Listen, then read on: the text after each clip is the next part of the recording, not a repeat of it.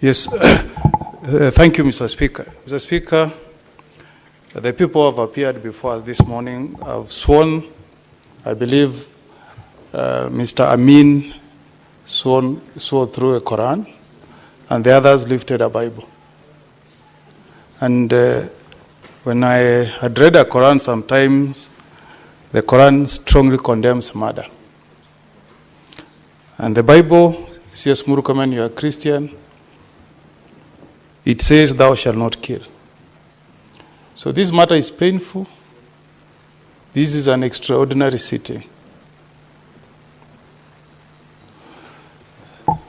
Mr. Speaker, the people who started the events that led to the murder of this young man, who is the only son of a fairly elderly parent, who are from the DCI. And when he was picked from Oma Bay, I believe he was first taken to DCI. And Mr. Amin, I want to look at you, and you are a Muslim, and you have children. All of you have children. I also have children. Nobody will have any joy when you see somebody's son die. Honorable Mogeni, the 2 hours have lapsed. I will therefore extend for a further 45 minutes. Thank you. So, Mr. DCI, I believe that at the DCI offices, you have CCTV cameras. So if we need to connect the events before we end up at Central Police Station, Mr. Speaker, the life of Ojwang stops. We can also stop everything we are doing to get to the bottom of this matter. If we had John, Mr. Speaker, can we get the CCTV cameras that will track the movement of this young man from the DCI headquarters all the way to Central Police Stations, if we sincerely want Kenyans to know the truth, so that we know whether this guy was taken to Central Police Station dead or alive. So, Mr. Speaker, we want this to be an extraordinary session.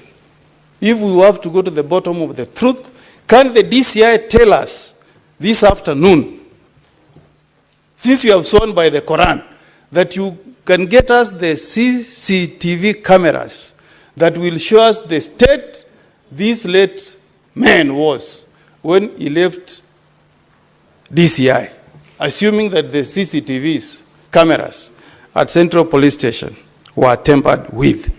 One. Number two, this is to IG now.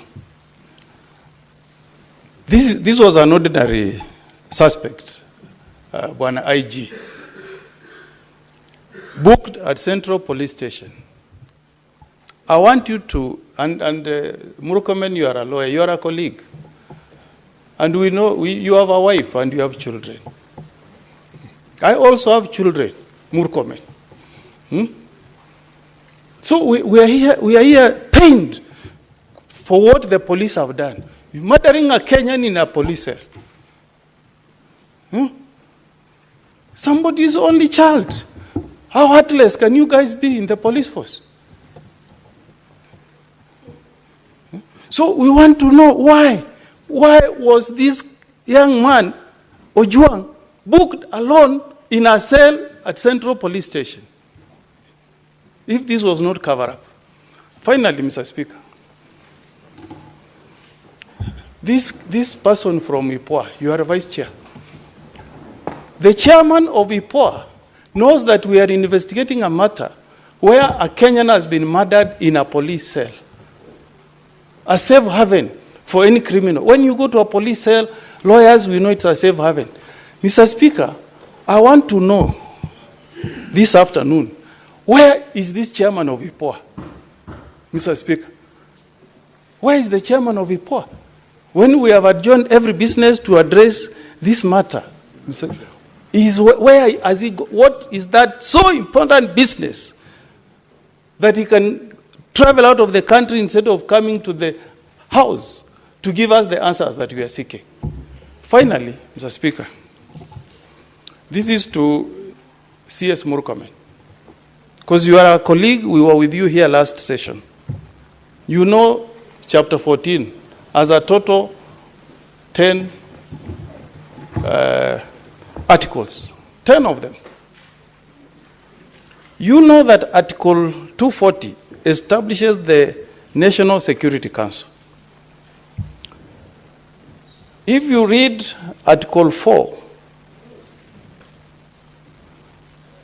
Article 240 is about Article 3. It says the council shall exercise supervisory control. Supervisory is a verb, an action word, a to-do word. So it says the National Council shall supervise all the police units. So how can you come here, CS, this morning to tell us that the government of the Republic of Kenya has no eye, can say nothing? When the Constitution commands the police units to respect human rights, the rule of law, and fundamental freedoms. Fundamental freedoms demand that if I'm a suspect, arrest me, take me to a police station. If there is a crime I've committed, take me to a court of law. So I want to ask you, CS, this morning, do you want to tell us that the government of the day, led by the Commander-in-Chief, has got no supervisory powers over the police force in Kenya? Is that what you are telling the Senate of the Republic of Kenya this morning? Those are my questions. Deputy Speaker.